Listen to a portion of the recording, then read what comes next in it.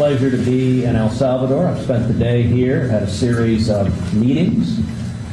Just finished meeting with the Minister of Justice. Later tonight, I will be meeting with President Bukele.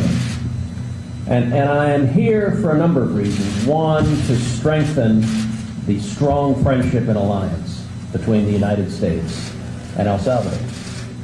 El Salvador is a critical partner for the United States. We have closely aligned interests. And I will say the job that President Bukele is doing here is truly extraordinary. The success in terms of reducing crimes, reducing murders, and taking on gangs that were terrorizing the people of El Salvador. The success is truly amazing. It is a demonstration of what leadership can do when you focus on the number one priority of keeping your citizens safe, protecting the men and women you were elected to represent. And I will say President Bukele's close alliance with the United States helping us together stand against these transnational gangs, these transnational cartels that have murdered far too many people here in El Salvador and have murdered far too many people in the United States. Buenas tardes, es un gran placer estar aquí en El Salvador. He tenido una serie de reuniones, me acabo de reunir con el ministro de Justicia y más tarde me voy a reunir con el presidente Bukele. El propósito es reforzar nuestros lazos de amistad y El Salvador es un socio crítico. Y también tenemos nosotros intereses alineados.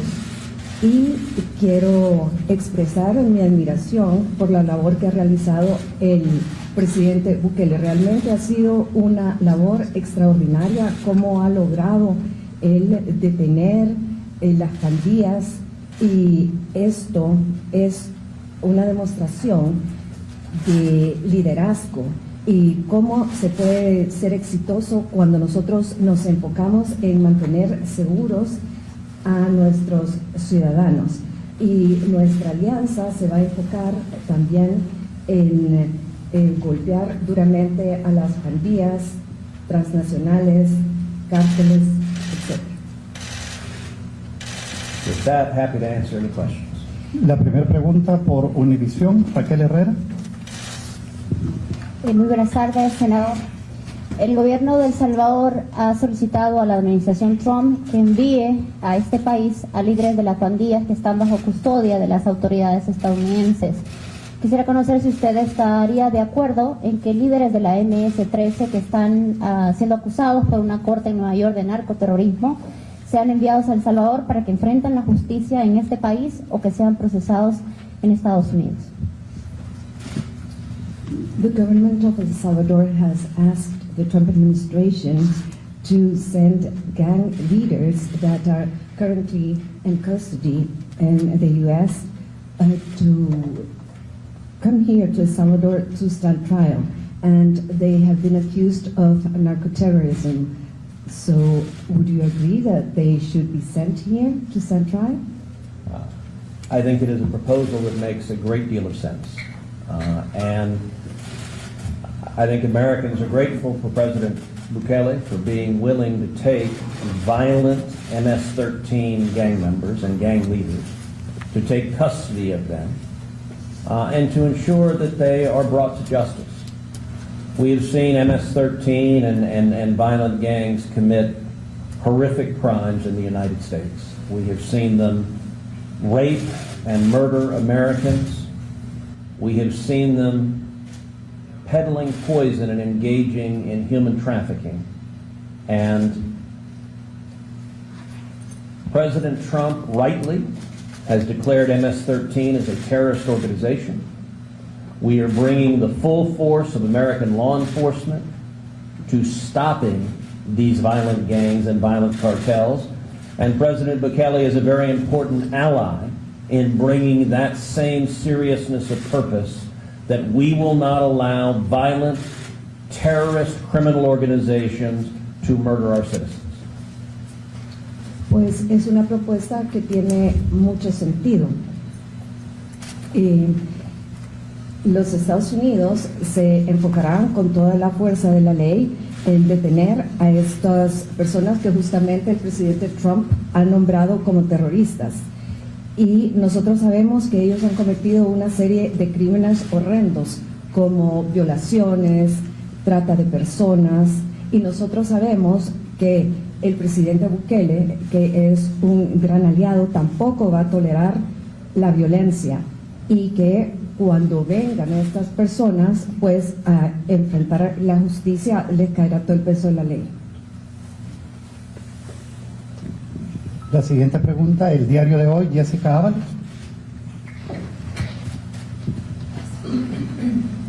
Buenas tardes.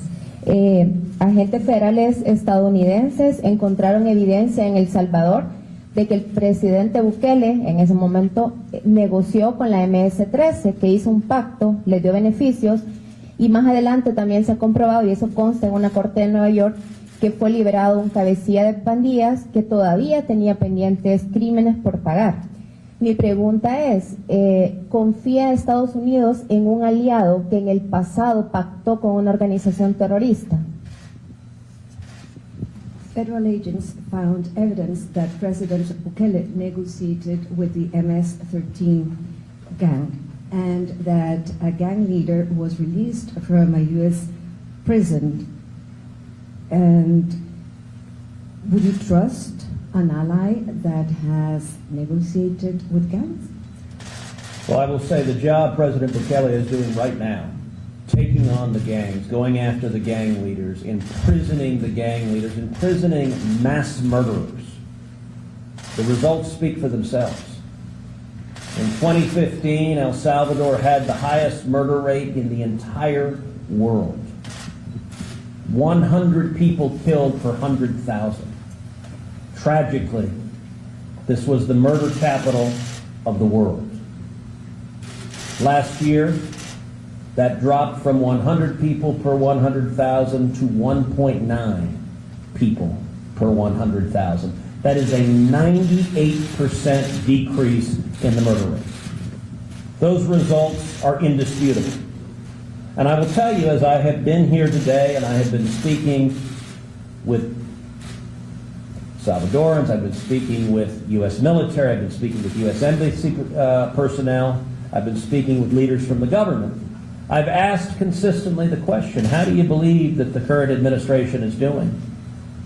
I will admit today I've literally not had a conversation with anyone who has said anything other than that it's been extraordinary. That they feel safer, that their family is safer, that their kids are safer, that they're able to walk home at night without being afraid of being kidnapped or assaulted or murdered. That's the most important job of any leader, to keep his or her constituents safe. And I would say the results here speak for themselves. Pues, como les dije, el trabajo del presidente Bukele ha sido extraordinario. Él está encarcelando asesinos en serie. En el 2015, El Salvador tenía 100 asesinatos por cada 100,000 habitantes. Era la capital de los asesinatos.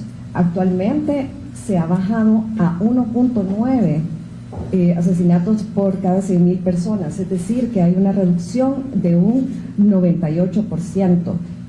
Los resultados hablan por sí mismos. Este día yo he platicado con personal de la embajada, con militares de los Estados Unidos, con otras personas del gobierno, y los comentarios han sido unánimes, y todos dicen que ellos se sienten muchísimo más seguros, que pueden caminar a casa sin temor a ser secuestrados o asesinados. Y esa es la labor más importante de un líder, mantener seguros a sus ciudadanos. La siguiente pregunta, Merlin del Cid, CNN en español.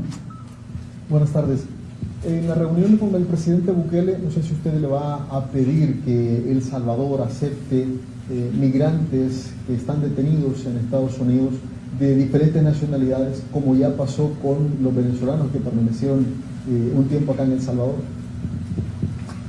In your meeting with Mr. Bukele, are you going to ask him to receive migrants that are now detained in the U.S., migrants from different nationalities, as it happened before with the Venezuelans? Well, I will say President Trump and President Bukele have a very good relationship, and they have been negotiating the terms of deportations from the United States to El Salvador. President Bukele has been an important partner in responding to what has been a crisis in the United States for the last 4 years. Unfortunately, the previous President of the United States, Joe Biden, under his administration, we had effectively an open border for 4 years. We saw over 12 million illegal immigrants come into the United States. We saw murderers and rapists and gang members released into America, and we saw countless Americans murdered and the victims of violent crime because of those open borders. In the United States, the rate of illegal border crossings dropped 99% when President Trump was sworn back into office. That is the difference between having a leader who will enforce the law and protect your citizens and having a leader who is complicit with open borders. President Bukele has demonstrated similar leadership here in El Salvador. In both instances, you have a leader elected by the people who is not going to surrender to the cartels and the criminals, but rather is going to protect the people. And I think the consequence of that, securing the border in the United States, treating the gang members and the cartels as terrorists, and doing whatever is necessary to keep our citizens safe, I think that's the right approach to public safety. La última pregunta, la traducción. El presidente Trump y el presidente Bukele tienen una buena relación y están negociando los términos de las deportaciones. El presidente Bukele ha sido un aliado respondiendo a una crisis que existía, sobre todo porque teníamos el presidente anterior, Joe Biden, que mantuvo fronteras abiertas y hubo un cruce de inmigrantes, 12 millones de inmigrantes, entre ellos había pandilleros, asesinos, violadores. Muchos ciudadanos estadounidenses fueron víctimas de esto. Después de la toma de posesión del presidente Trump, este cruce ilegal de fronteras ha bajado en un 99%, y eso marca la diferencia entre tener un líder que efectivamente aplica la ley y una persona que simplemente tiene las fronteras abiertas. Y como dije anteriormente, la principal función de nuestros líderes es proteger a sus ciudadanos. La última pregunta, la prensa gráfica, Denny Portillo. Buenas tardes. Solo quisiera retomar su respuesta en relación a lo que preguntaron las compañeras por la investigación que la Fuerza de Tarea Vulcano ha hecho en relación a pactos de la administración Bukele con pandilleros, ya que, como usted bien lo menciona, los resultados en reducción de homicidios son innegables y están a la vista. Entonces, por un lado está la reducción innegable de homicidios y por el otro lado está la investigación de funcionarios estadounidenses que han dado fe y que es cierto que han ocurrido pactos entre la administración Bukele y pandillas. No importa la manera en que se consigan los resultados, con tal que haya resultados, o cómo valora entonces usted que sea la misma Fuerza de Tarea Vulcano impulsada por el presidente Trump la que haya descubierto los pactos entre la administración Bukele y pandillas. So I want to mention again the investigation carried out by the Vulcano Task Force. And they found evidence that President Bukele had a pact with the gangs, that he had negotiated with the gangs. And of course, as you mentioned, homicides have been reduced, undoubtedly. But on the one hand, you have that, and on the other hand, you have this negotiation with the gang. What do you think of that? Since it's the Vulcano Task Force that investigated and found out this evidence. So I'm not going to speak to internal matters within El Salvador. But what I am going to say is the results are compelling. The results are unprecedented. When you go from the murder capital of the world, the country with the highest rate of homicide of any country on planet Earth, to what we have now, one of the safest countries in the world, in just a few years. That is astonishing, that is staggering, and that is cause for celebration. It is cause for celebration. There's a reason President Bukele was reelected with such overwhelming margins. And it's cause for celebration. When I was meeting with the Minister of Justice, he was describing how other countries in Central America and South America are reaching out to El Salvador saying, how do we achieve results like you have here? How do we take on the cartels? How do we take on the gangs? How do we take on the murderers and criminals who are targeting our citizens? And that is because the results have been tremendous. The same is true in the United States. When our illegal border crossings drop 99%, the results speak for themselves. I represent the great state of Texas. The United States has a southern border that is 2,000 miles long. More than half of it, 1,200 miles of that, is the state of Texas. There's no state in the United States who felt the pain, the harm, the consequences of illegal immigration more than the state of Texas over the last 4 years. And so we're seeing firsthand the results of a strong president following the law. And I will say here, the murder rate dropping 98% in El Salvador demonstrates that the approach of the government is working and it's keeping the citizens safer. That's a good thing. Yo no me voy a referir, no voy a hablar sobre los asuntos internos de El Salvador. Lo que sí les puedo decir es que los resultados que ustedes han tenido son sin precedentes. Las personas se sienten muchísimo más seguras y, como dijimos, hubo una baja del 98% de los homicidios. Eso nosotros no lo podemos negar. Es igual que en Estados Unidos, que con el presidente Trump, que se han tenido tantos logros y que se han reducido tanto esos cruces ilegales de la frontera, y donde, como les digo, cruzaban miembros de carteles, pandillas, etc. Yo represento al gran estado de Texas, que tiene en la frontera sur 2.000 millas de largo, y 1.200 de estas son de Texas. No hay ningún estado que haya sentido tanto el dolor de todas estas personas que cruzaban ilegalmente y que cometían crímenes contra ciudadanos estadounidenses. Y es por eso que nos sentimos muy contentos de tener esos presidentes fuertes y que aplican la ley. Bueno, Muchísimas gracias. Con eso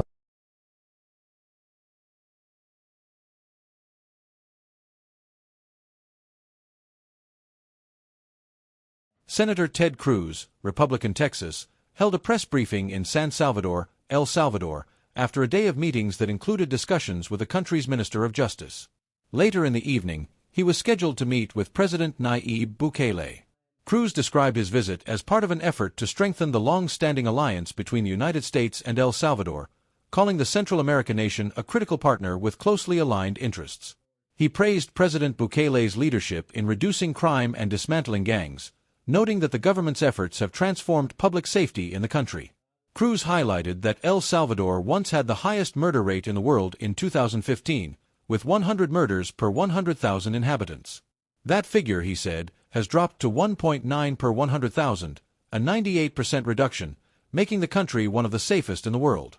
He added that Salvadorans, U.S. officials, and military personnel all told him they feel safer today, with families able to walk at night without fear of violence.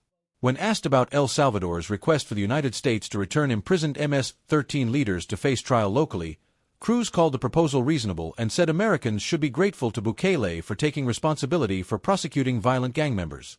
He noted that MS-13 has committed horrific crimes in both countries, including murder, rape, drug trafficking, and human trafficking. He also expressed support for President Trump's designation of MS-13 as a terrorist organization and stressed the importance of coordinated law enforcement action against transnational cartels and gangs. Cruz was pressed on reports that Bukele's government had previously negotiated with gangs to secure peace. He declined to comment directly on internal matters but emphasized that the results under Bukele's leadership are indisputable. He argued that what matters most is that Salvadorans now feel secure and murders have sharply declined. On migration, Cruz contrasted the Trump and Biden administration's approaches. He accused President Biden of maintaining an open border that allowed over 12 million migrants, including criminals, to enter the United States, which he said endangered American lives. Cruz stated that illegal crossings dropped 99% once Trump returned to office and credited Bukele for showing similar strength in protecting his citizens. He concluded by saying the results in El Salvador are unprecedented and have drawn attention from other Central and South American countries seeking to replicate Bukele's strategy against gangs and cartels. For Cruz, the transformation from the murder capital of the world to one of the safest nations is cause for celebration and a clear demonstration of the impact of firm leadership.